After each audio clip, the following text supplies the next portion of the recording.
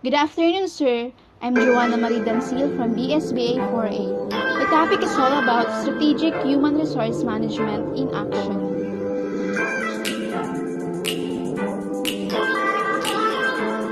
Strategic human resource management in action need to be strategic in terms of the following headings by continuing development and implementation of strategies that will help the organization.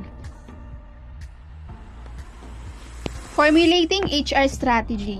Taking into account Tyson and Witcher's 1994 point that you can only study HR strategy in the context of business strategies, the processes of formulating both business and HR strategies. Every companies need to formulate strategy that will help them in developing, expanding, and maintaining it. ABC distribution food products mainly to major retailers. The critical success factor for the organization as spelled out by its managing director and finance director are its ability to meet its profit targets and to grow the business. ABC distribution's base costing is a costing method that assigns overhead and indirect costs to related products and services.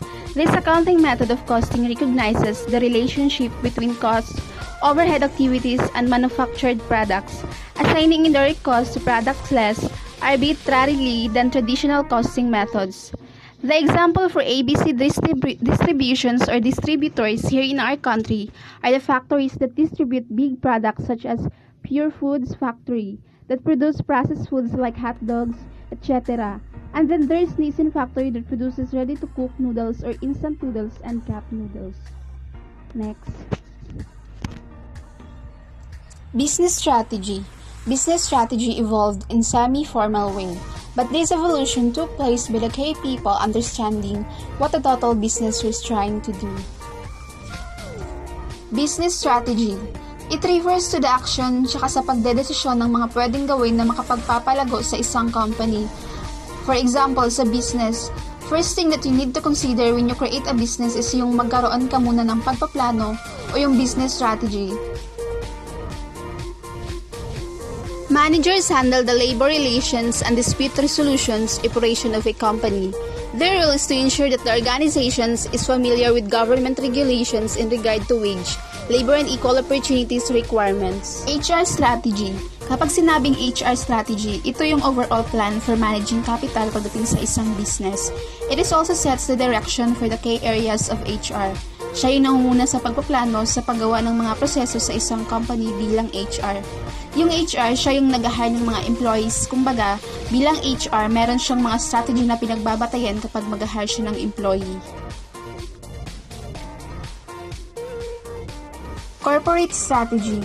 Strategies are developed by a top-down, bottom-up process. The members of the council, the policymakers, debate the strategic issues from which form strategic proposals.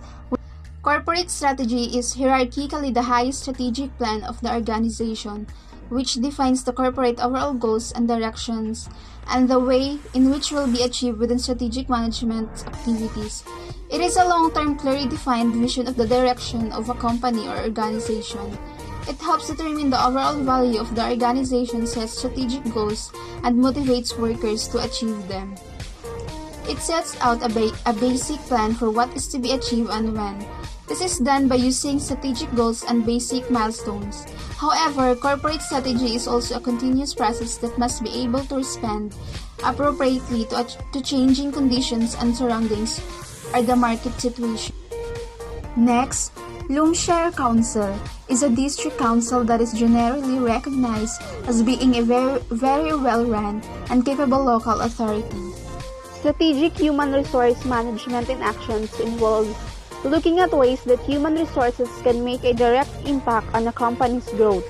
HR personnel need to adopt a strategic approach to developing and retaining employees to meet the needs of the company's long-term plans. Loamshire Council. One of the examples of strategic human resource management in action is the Loamshire Council. As we said, strategic human resource management in action look ways that human resources create a direct impact for the company's growth. At the same time, they are considering the perceived needs of the community, particularly the dealing with the environment issues. That was their what we called strategic actions, which they are using to make an impact for their company. Megastores is one of the country's largest and most successful high street retailers. It has powerful overriding commercial objective to increase shareholders' value, and is providing value for money products and delivering consistently high levels of customer service. Megastores. Another example of strategic human resource management in action is the strategic way of Megastores, which they are using a very powerful overriding commercial objective to increase their shareholders' value. It means that they are creating a strategy that making customers not a money. They are also using a value for money, which means they are selling goods at a very good price. In that way, the quantity of their customers will hit a large of number, and that's because of their high level quality of goods and services with a very good price.